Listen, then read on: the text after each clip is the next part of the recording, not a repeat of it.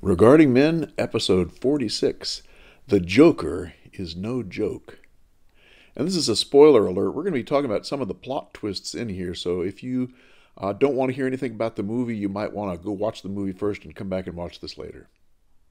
Okay, well, here we are. Good morning, good afternoon, good evening, wherever you are, and welcome to Regarding Men. I'm Janice Fiamengo. I am the creator of the Fiamengo file, and I'm here with the terrific, the true-hearted, and the truth-telling Tom Golden, who How is terrific. the author of Men Are Good. I am also here with the prolific, the principled, and the sometimes pugnacious Paul Elam. I'm And glad I Paul, got equal time on the alliterations. yes, yeah, I made sure I had 3 for each. Yeah. It was a P, so I was waiting for the next one. And Paul, of course, is the creator of A Voice for Men and An Ear for Men, and he wants to briefly mention that he's got a new website up and running, and we've looked at it, and it is beautiful. New website indeed. Thank you, Janice. I waited sort of for years. We had a suspicion that a feminist had acquired my first and last name as a domain shortly after the Radfem Hub affair on A Voice for Men, and we thought it was Bliat Tiptree. We had reason to believe it was her, aka Pamela O'Shaughnessy, a erstwhile novelist for Simon and Schuster, bought my domain name, kept it for years, and put up bad press about me on it. Apparently she got not the attention she was looking for and got tired of it and let the domain go. So I got it. I put up paulelam.com. And what this site is, it is not designed to be a heavy traffic site. What it's designed for is to bring men in and put a lot of red pill philosophy right at their fingertips from the time they hit the homepage to the time they leave. Give it a try. There'll be a link below. I think you guys will like it. I'm really proud of it. I think it's a good site. And I'm looking forward to, if you need a place to send it, if you see somebody that's been wandering around in a daze after seeing the Red Pill movie, send them to paulelam.com. That's the next natural place to follow up, and they'll get more of what they got out of the movie. Fantastic. Okie doke. Okay. All right. Well, so today we are discussing the movie Joker. And I guess we're going to talk a little bit about the response that the film has generated and what we think the film means for red pill men and women. And so I won't go into a long, detailed discussion of it. I think probably most people have seen it or at least know what it's about. It's a prequel, I think is the correct term, to the Batman movies. And so it tells us how Joker came to be Joker. In this case, the story is that Joker became Joker because of the abuse that he suffered from a really ugly and cruel society. He is Arthur Phelps. We learn quite late in the film that he suffered horrific physical violence by his mother's boyfriend or boyfriends. It isn't exactly clear. He is a very sad fellow. He has no friends.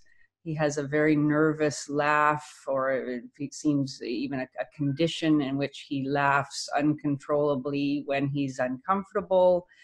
As a result, most people avoid him, as he himself says at one point that he's the sort of person that people look away from. And in a way, the film is about those people whose suffering causes others to look away from them. He works as a clown. He aspires to be a stand-up comic, but we know that's doomed to fail. He's beaten twice in the movie. His co-workers and boss treat him terribly. And the whole film is set against a backdrop of impoverished, class-divided New York City. There are ongoing strikes. There are apparently rats everywhere. There's a sort of big businessman type guy, Thomas Wayne, who's running for mayor, promising to bring jobs to the city. There's a lot of bleakness in the film, people living in sort of tenement dwellings. And as we know, of course, what happens is that Arthur Fleck turns to violence and finds himself the symbolic leader of a movement of similarly angry, lonely, despairing, disaffected men. And that's how the movie ends. So, yeah, and it's a incredibly, I think almost anybody would agree, powerfully. Joaquin Phoenix plays Arthur, gives an incredible, riveting performance. It's the kind of film you're by turns made incredibly uncomfortable. Stop that. You can't mute me when I'm giving the lead in. Maybe I should turn it over. I got two cats fighting in the background here, having their morning tussle. So,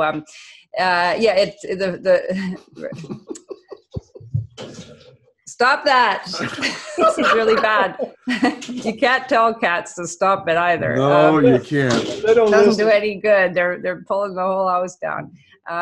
So yeah, it's by turns intensely uncomfortable making, and also just riveting and powerful, beautiful. It has an incredible score that keeps you on the edge of your seat, and despite all that, it was very much disliked by most mainstream reviewers who said it was why. Yeah, I wonder why. Who said it was a great disappointment. Well, we weren't disappointed at all. So so let's talk about it a little bit.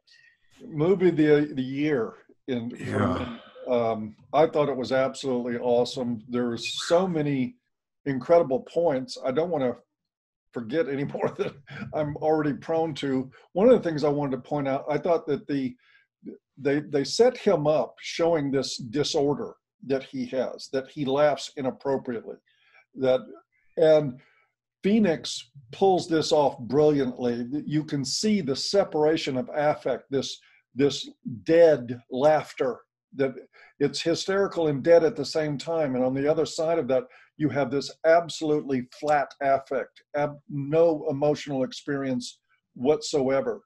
And I thought, how appropriate that is for the lives of men, that this is what we are expected to do. We feel pain and we show a laughing face to the world. And I thought that was intentional.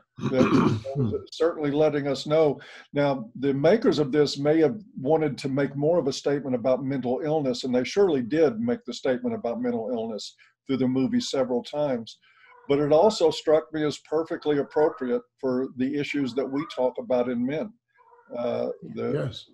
This guy's seeing a counselor, trying to get him to express himself, and when he expresses himself, they don't like what he has to say. Mm-hmm. And I know that sounds familiar to me as an MRA. Indeed. Brilliant performance. I thought at one point, one of the things that almost disappointed me about the movie was that they show him for a period in a brief fling with his neighbor. And I thought, God, this is just ruining the movie, because there's no way this unemployed bum, and even his body, the way they showed his body, and it is contorted and twisted and painful all the way through it. And there's like no way this guy is hooking up with this beautiful woman down the hall, and that's not happening. And it turned out it wasn't. Right. It was all in his mind. Right. He had to fabricate emotional support. Yeah. And to fantasize about it in order to have it. And what else did he fantasize about? Remember the scene with Murray and Arthur, where it was his fantasy of being on his show, and Murray holds him and says, "You're the son I always wanted." Mm-hmm. Yeah. That's what he wanted to hear. Mm-hmm. He wanted to have this masculine affirmation of his being, and he never got that. And so that's what he fantasizes about over and over again. Because, man, when you remove the masculine, you get chaos.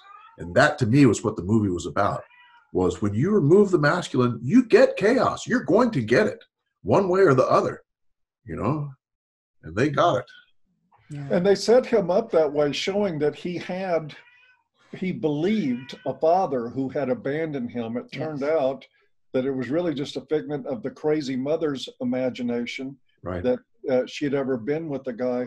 And this confusion and this lack of identity was at the core of his problems, mental health wise.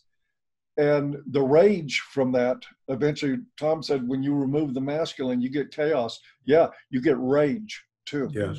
Yes. It's invariably going to come up in men who have been robbed of masculinity in their lives. They're angry. I noticed that in a lot of millennials. Despite the highest standard of living in human history, there is a lot of constant angst and anger about their place in the world. The fatherlessness. And that is an artifact of a fatherless generation. And I've said this many times too.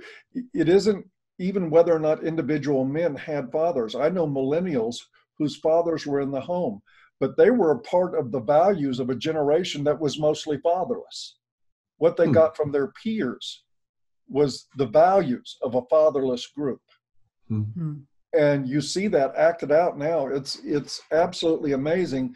And whether they were intending to or not with the Joker, I think they were making a statement. I think those riots in the streets was a fatherless generation, just like we see in Antifa right now.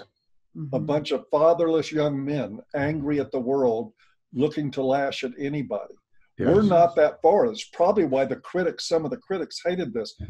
We're not that far from that scenario. As a matter of fact, if you look at news footage of Antifa protests and stuff like that, and look at the movie, there's some stark similarities there. Absolutely. Angry young men. Yep. We've never been blessed.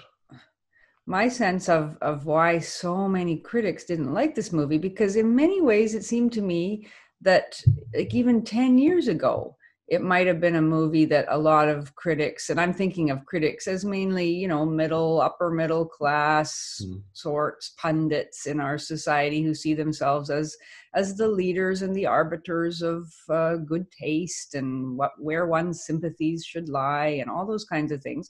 I think that those people might have liked this film even 10 years ago, because in many ways it is kind of an unobjectionable portrayal of a marginalized young man and many other marginalized young people, mostly male. We don't know if every face behind those Joker masks in the final scenes is male, but we suspect. Badly treated. Sorry, I think I lost my connection there for a second. You said we suspect. You're talking about the faces behind the mask. Yeah, we suspect that those faces behind the mask are all male. We don't know that for sure, but this is about the disenfranchised, which is a kind of I would think sympathy provoking sort of portrayal for our elite, who are always talking about the marginalized and why we need to be concerned about people who have been left out. This is about a person who seems to have had he had the desire, as his mother always told him, to bring joy to people, yet he's never felt happy for one day, and he is turned bad. This is sort of the standard narrative of how evil comes into the world. He wasn't born evil. He was made bad because he felt he had no other way of being a part of his society except to try to destroy it. And I would have thought that, a lot of reviewers would have said this is a very compelling portrait of the dispossessed. Except that he's white and male. Exactly. Precisely. And I think tells us where our society has come in a relatively short time. Yes.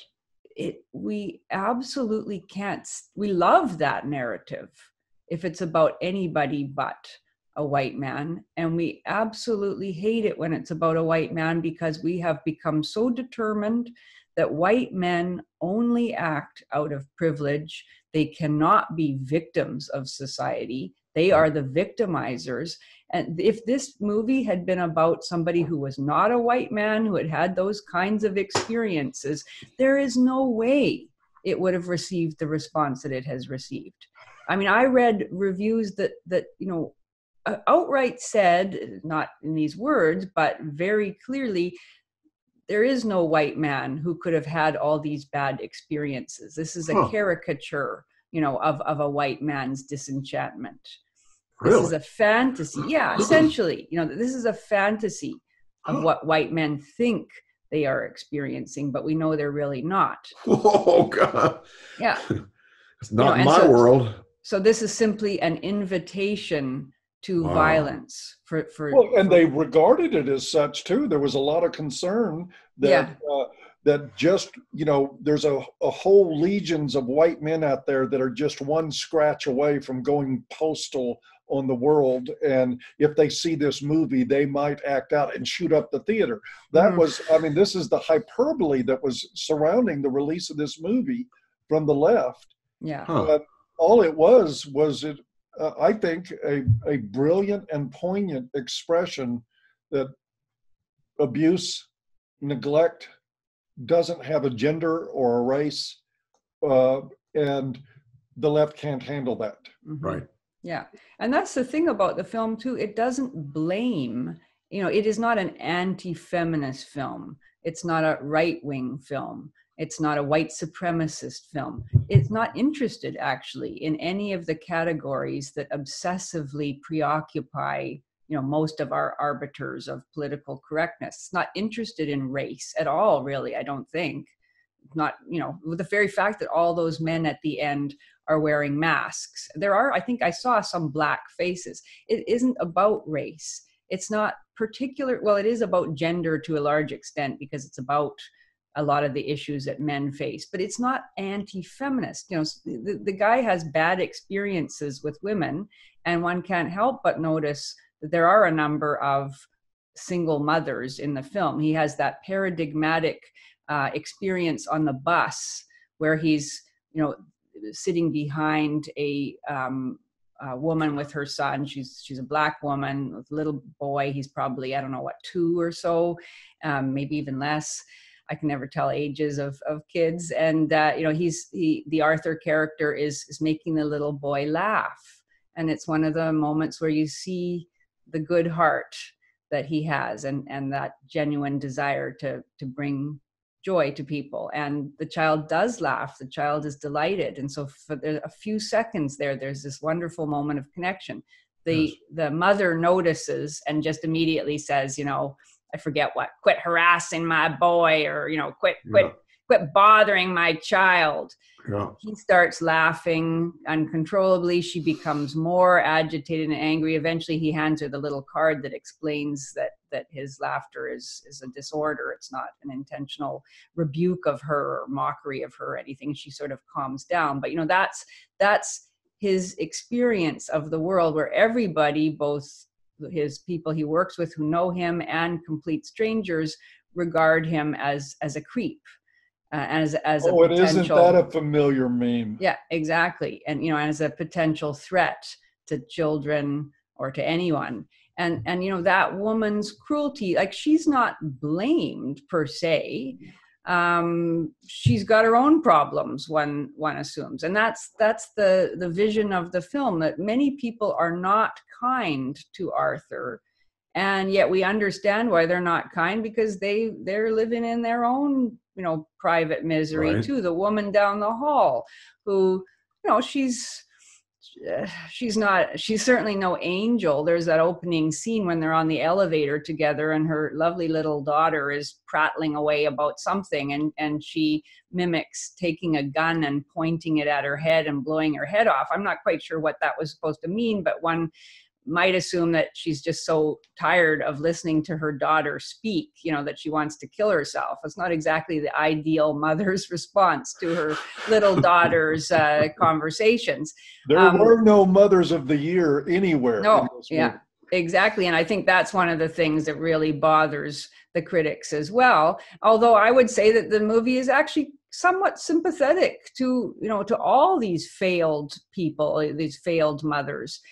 Certainly to Arthur's own mother, who is to a large extent, of course, responsible for his mental illness and for who he is, because she failed to protect him in the way that she should have done. But at the same time, I mean, we're horrified by her and disgusted by her for that failure, but also sympathetic because it seems as if she herself was an abuse victim in some way, is also suffering from mental illness, and is therefore not, I mean, we don't know to what extent she's morally responsible for what she did to her child. So it's very complex in that way. There, it's not, it's not applying a cookie cutter theory to the portrait of misery that it presents.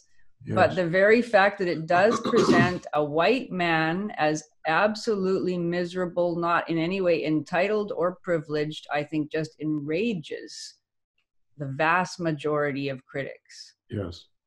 And I think that if feminists were actually more creative thinkers than they are, there was enough ambiguity in the narrative of this movie that they could have painted patriarchy as the culprit. There was a sort of a nod toward capitalism, yes, being a part of the problem, which should have been appealing to Marxists. Exactly. Well, yeah. To me, if they were more thoughtful, if they had maybe a little more brains, they could have come up with an interpretation of this movie that justified very high ratings and praise as an instrument of looking at the evils of how toxic masculinity is created by male status and capitalism. They didn't even try. Quite disappointing, actually, because there could have been a great back and forth about the analysis of the movie if they hadn't just seen a white guy and freaked out, which is what they did. Oh, no, white victim, can't have it. Story. Yeah, I agree. Because at times I thought, this is a, this is a kind of movie about the 99% and the 1%. This is a movie about the class divide in society and how that alienates, a huge group of people. This is about, there's a scene where Arthur is just sitting in his apartment. I think his mother has gone to bed. And he's sitting there and he can hear, the sounds of people in other apartments, a TV going, I think, maybe a child crying. I can't remember exactly what. It's just this few seconds, stark moment. And you think, he's not the only one. There's a whole bunch of other people, some older than he is, in different situations, also sitting alone in apartments, feeling miserable and living lives where there's very little joy and very little hope. And so that's a very poignant evocation of the loneliness that somehow in these are big cities that we have created. You could use the Marxist language. We've turned people into commodities. We've separated them from community. We've separated them from a strong sense of identity. And the film asks, how can we repair that? Is it possible? One of the things that I think would enrage critics looking for a kind of leftist narrative is that it's clear that more sort of government involvement in the lives of citizens is probably not going to be the answer. I mean, he has that therapist, presumably, a government worker that he meets with regularly. I don't know how often. And she's just no good. But even she's not presented as a villain either, particularly. She's utterly useless to him as a therapist. He says to her at one point, you keep asking me the same questions over and over again, and I give you answers, and then you just ask me the same questions the next time. It's clear she's not really interested in him. she's not engaging with him. She's not even listening to what he says in response to her questions. But, you look around, she's in a really ugly office. She's got papers, full file folders piled, feet high on her desk and everywhere else. She's probably got a caseload of people with similar problems to Arthur's, a mile long. And so it's impossible for her humanly to individually care for each of the people that she has to deal with. So it's not her fault either. It's just one of those, interesting situations where it seems that, the film asks questions about how an Arthur can be helped. And there is no easy answer. That's pretty clear. It's true. And I thought the movie did a really good job of gradually building you up with all the misfortunes this guy had gone through and all of the trauma that he'd gone through. And at the same time, building you up with all the people who didn't listen. It was like, it just, you couldn't miss it. It was just, to me, that's the most important piece was that men's pain, and of course, white men's pain is even worse, but men's pain is taboo. Nobody wants to hear that crap. The therapist certainly didn't want to hear it, and nobody wanted to hear it, and that's when someone is that unfortunately abused and traumatized and not given any kind of compassion whatsoever. This is what he said at the end. This is what you deserve. This is what you're going to get. And there's another aspect of that relationship too with the counselor that they served up on the Marxist platter for them because they cut the funding. Even that little office that she had, seeing too many people able to care for any of them adequately, they were even taking that away. And she pointed to the higher ups, e.g. the patriarchy or the capitalist elite. They're taking this away because the only time she had any affect at all, any sense of emotional presence, was telling him they don't give a shit about you or me.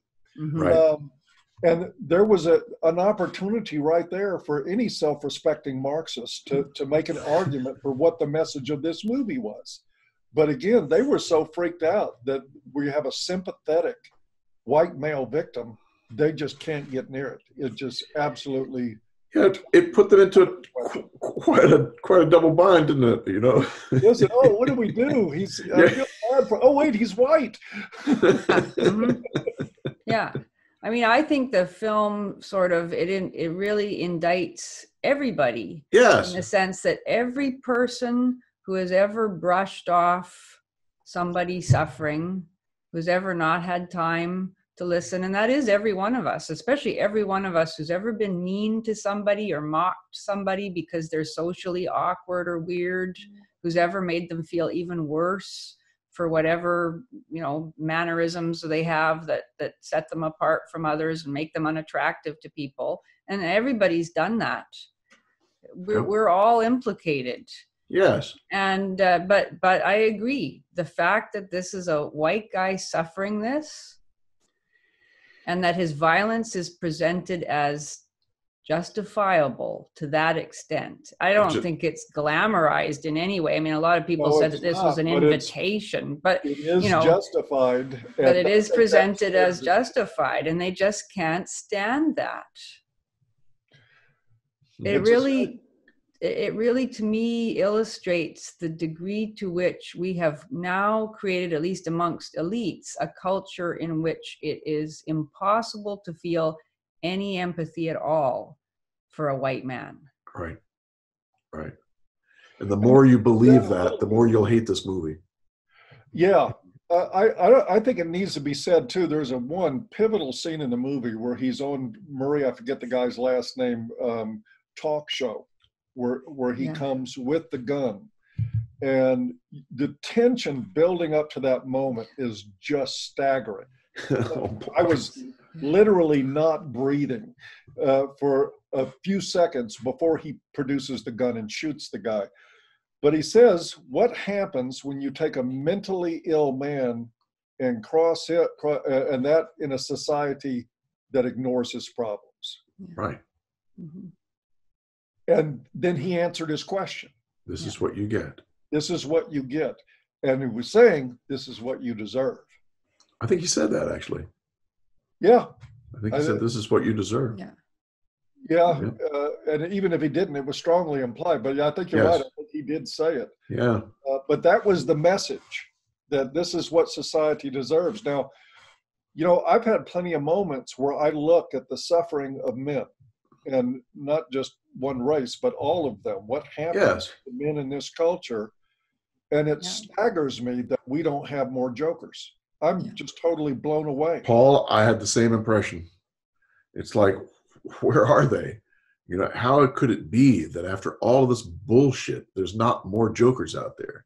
Yeah. The fears of the left about what this movie would cause, I think, is a reflection of their understanding of just how screwed up this stuff is. That they know that if men acted in proportional response to what was done to them, we would have problems you wouldn't even want to talk about. It would be horrible. Yeah. And I think that the panning of the movie by critics on the left probably recognize that. They see a threat in that, and I think they know. Right. They couldn't tolerate seeing their own bigotry. Be afraid of what we're doing to the disenfranchised. They couldn't tolerate seeing their own bigotry. Yeah. And that's what drove these bad reviews. I think you and Janice are both right about that. Yeah. It's for what it's worth, folks, 5 stars. It's an amazing. Oh man. Yeah. Absolutely amazing. If you want to go to a movie that's gripping and powerful, go see this one. Yep. It will grab you. Yeah. And the response of ordinary people going to see it, I think, just proves that there is a recognition out there that that the film's portrayal of despair and anger and disillusion is absolutely accurate. This is not a caricature. Yes. It's not an insane, fantastical exaggeration. That it's tapping into something that's very real because people feel it. And I think that's part of the reason why the critics were so enraged, because they have this crazy idea that as long as you do not allow the group that you've been hating on and mistreating and abusing so badly, as long as you don't allow them ever to articulate their experience or to see it represented in any way that affirms the reality of the experience, that somehow is going to make it not real. Right. That will repress the natural anger and alienation of people forever. But it doesn't. Yes. Well, we found that out without a doubt in the late 1960s. I remember watching Watts and Detroit burn. Because we denied that voice to a class of people, and eventually it erupted into Joker-like violence on a large scale. Yeah, the whole thing reminds me of my workshops I used to give at universities sometimes, 90s or so, about how we need to treat men differently when they're in pain.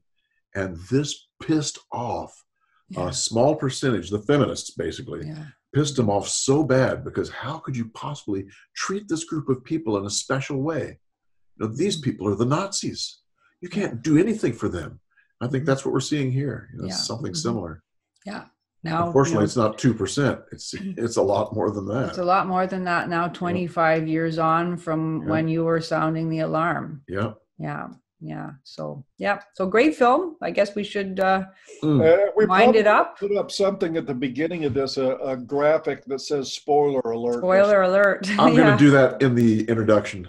Yeah, great. Yeah. When I say the name of the thing, I'll say, and some of the stuff is, we talk about some of the ending. So yeah, I think most people know how it turns out.